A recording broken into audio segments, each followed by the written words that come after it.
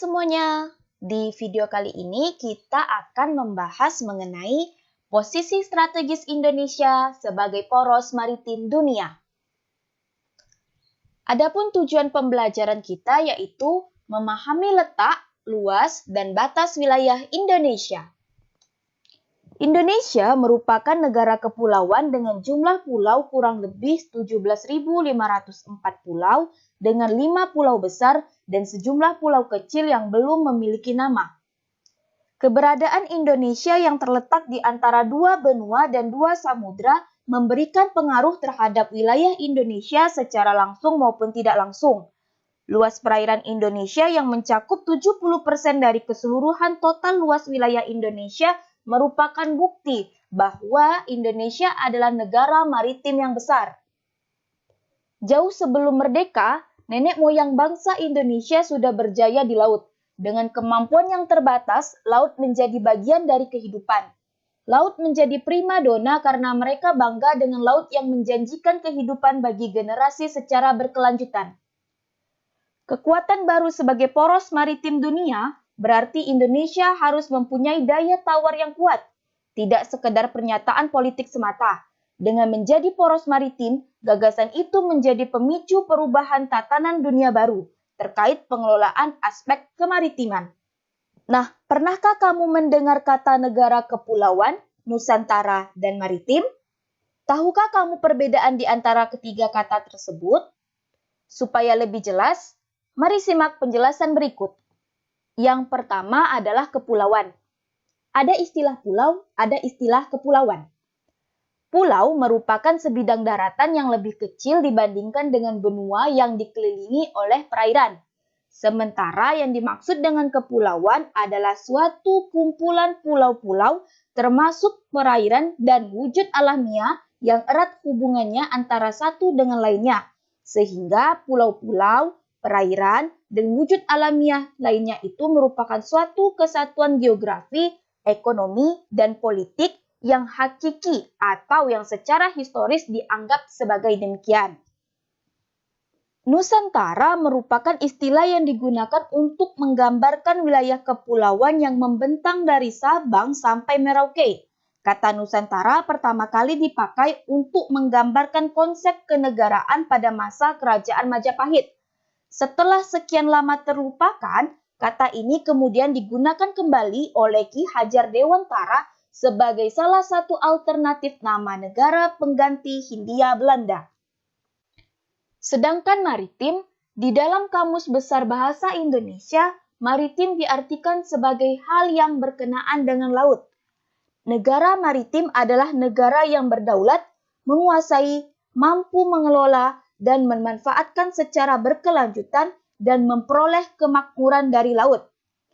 Berdasarkan beberapa definisi di atas, dapat disimpulkan bahwa negara kepulauan merupakan negara maritim apabila telah memanfaatkan potensi beserta isinya yang berada di dalam wilayah teritorialnya yang ada di darat maupun di laut. Indonesia merupakan negara kepulauan yang saat ini sedang menuju kembali atau bercita-cita sebagai negara maritim. Dalam mengembalikan kejayaan maritim, maka Indonesia harus mengedepankan strategi pembangunan negara maritim yang dapat mengelola dan memanfaatkan berbagai potensi pembangunan sesuai dengan aturan nasional dan internasional. Selanjutnya kita masuk ke pembahasan mengenai letak wilayah Indonesia. Suatu negara pasti memiliki batas letak terhadap negara lain.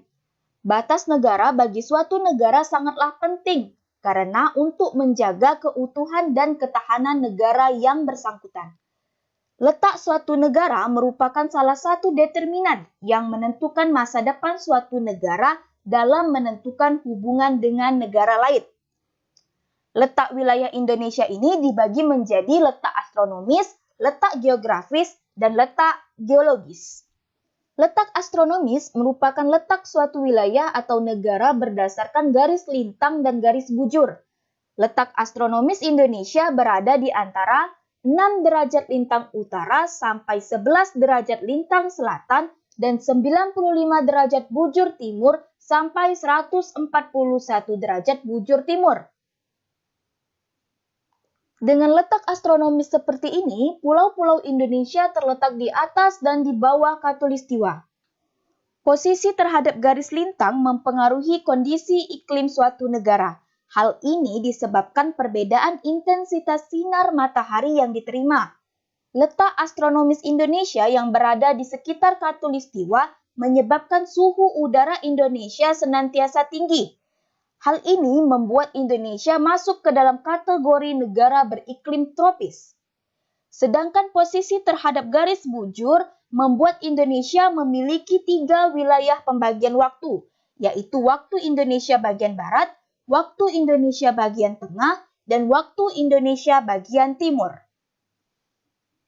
Selanjutnya mengenai letak geografis. Letak geografis ini merupakan letak suatu wilayah berdasarkan posisinya terhadap wilayah yang lain. Indonesia terletak di antara 2 benua, yakni benua Asia di sebelah utara dan benua Australia di sebelah selatan. Letak geografis ini membuat Indonesia berada di posisi silang lalu lintas perdagangan dan pelayaran dunia. Secara ekonomis, posisi ini tergolong strategis jika dikelola dengan baik, karena dapat memberikan kontribusi bagi kemakmuran bangsa.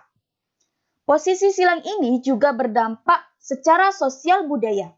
Posisi ini memungkinkan masuknya pengaruh kebudayaan dan peradaban dari negara lain sehingga menyebabkan keanekaragaman budaya di Indonesia. Selanjutnya, letak geologis. Letak geologis adalah letak suatu negara dilihat dari keadaan batu-batuan yang terdapat dalam tubuh buminya, serta fenomena geologi di sekitarnya. Indonesia terletak di antara pertemuan 2 lempeng benua dan 1 lempeng samudra, yaitu lempeng Eurasia dan Indo-Australia, serta lempeng Pasifik. Pengaruh letak geologis terhadap wilayah Indonesia yaitu Indonesia memiliki banyak gunung api aktif di wilayah bagian barat karena dilalui oleh rangkaian sirkum pegunungan Mediterania. Indonesia juga menjadi negara rawan gempa bumi, tsunami, dan gunung berapi karena terletak di antara pertemuan 3 lempeng litosfer. Indonesia memiliki kesuburan tanah yang bagus untuk pertanian dan perkebunan karena aktivitas gunung Merapi yang menghasilkan tanah vulkanik. Terdapat banyak sumber daya alam berupa tambang dan mineral karena adanya cekungan sedimen akibat aktivitas tektonik. Laut Indonesia bagian barat memiliki kedalaman laut dalam, sedangkan wilayah Indonesia bagian tengah dan timur memiliki kedalaman laut yang dangkal. Selanjutnya kita masuk ke pembahasan luas wilayah Indonesia. Indonesia adalah negara kepulauan terbesar di dunia dengan jumlah pulau 17.504 pulau dengan luas daratan 1.913.578,68 km, luas perairan sebesar 6.292.156,82 km dengan garis pantai 99.149 km. Total luas wilayah Indonesia yaitu 5.193.250 km persegi. Selanjutnya, batas wilayah Indonesia. Suatu negara memiliki batas wilayah yang biasanya ditentukan oleh suatu perjanjian dengan negara lain. Demikian juga dengan Indonesia. Negara Kesatuan Republik Indonesia berbatasan dengan 10 negara. Wilayah darat Indonesia berbatasan dengan Malaysia, Papua Nugini, dan Timor Leste. Sebagaimana wilayah daratan, Indonesia memiliki batas laut dengan negara lain. Untuk batas laut, Indonesia mengikuti Konvensi Perserikatan Bangsa-Bangsa tentang Hukum Laut atau United Nations Convention on the Law of the Sea yang telah disepakati pada tahun 1982 di Montego Bay, Jamaika. Berdasarkan konvensi ini, batas laut teritorial batas landas kontinen dan batas zona ekonomi eksklusif Indonesia ditentukan. Hasil konvensi ini kemudian disahkan dengan Undang-Undang Nomor 17 Tahun 1985. Nah, yang pertama kita lihat batas laut teritorial. Batas laut teritorial merupakan batas laut yang ditarik dari sebuah garis dasar dengan jarak 12 mil laut atau sekitar 22,2 km. Laut di luar batas 12 mil disebut laut lepas atau laut bebas. Sampai pada batas laut teritorial ini, Indonesia mempunyai hak kedaulatan sepenuhnya. Pada wilayah ini, negara Indonesia menyediakan alur pelayaran lintas damai baik di atas maupun di bawah laut untuk tujuan damai dan hubungan antar bangsa. Negara lain dapat berlayar di wilayah ini atas izin pemerintah Indonesia. Batas landas kontinen. Batas landas kontinen diukur dari garis dasar pantai ke arah luar dengan jarak paling jauh 200 mil. Landas kontinen merupakan sebuah laut dangkal yang memiliki kedalaman tidak lebih dari 150 meter. Landas kontinen secara geologis maupun morfologis merupakan lanjutan dari sebuah kontinen yang terendam oleh air. Pada zona landas kontinen, pemerintah suatu negara mempunyai kewenangan untuk memanfaatkan sumber daya alam yang ada, seperti ikan dan barang tambang. Selain itu, pemerintah negara wajib untuk senantiasa menghormati dan tidak mengganggu jalur pelayaran internasional.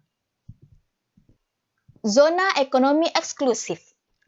Batas zona ekonomi eksklusif merupakan batas wilayah perairan laut ekonomi suatu negara.